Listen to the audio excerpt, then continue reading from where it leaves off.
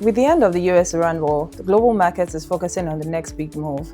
Let's take a deep dive into recent developments and how we can take advantage. US and Iran agreed to stop the war and drafted a Memorandum of Understanding, which outlined framework to permanently end the war.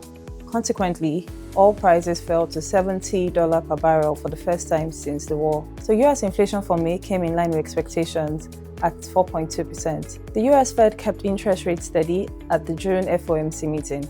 The European Central Bank hiked interest rates by 25 bips to 2.25% on the back of stubborn inflation.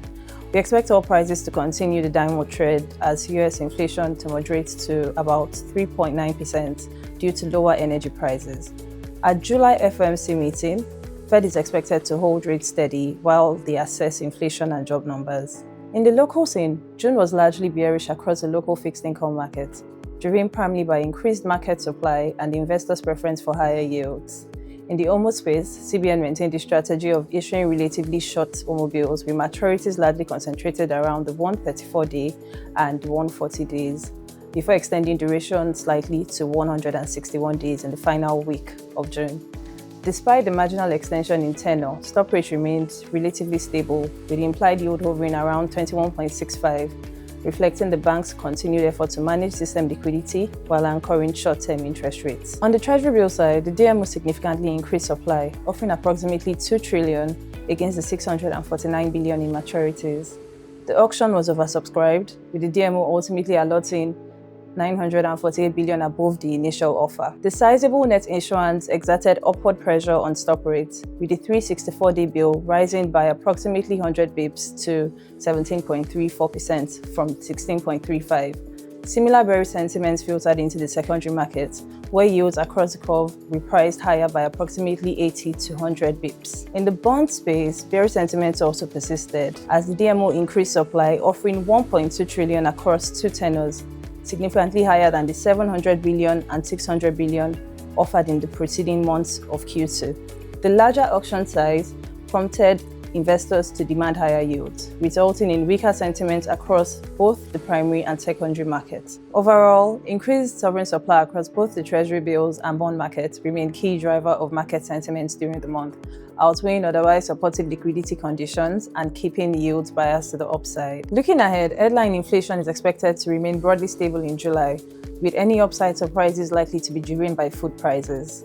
Given the moderation in inflation and current policy stance, the MPC is expected to maintain a hold in the near term unless inflation materially deviates from 15.95 expectations.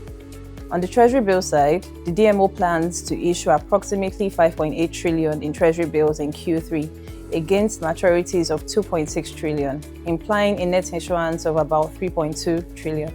The significant net supply is expected to keep stop rates relatively elevated, with 3 back-to-back auctions and investors continuing to demand for attractive yields.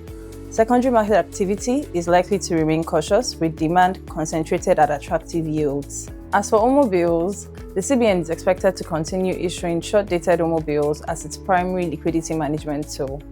OMO yields are likely to remain broadly stable around current levels, barring any significant shifts in liquidity conditions or monetary policy. On the local bond scene, DMO's proposed 3.8 to 4.9 trillion bond issuance program for Q3 is expected to remain the key driver of the bond market.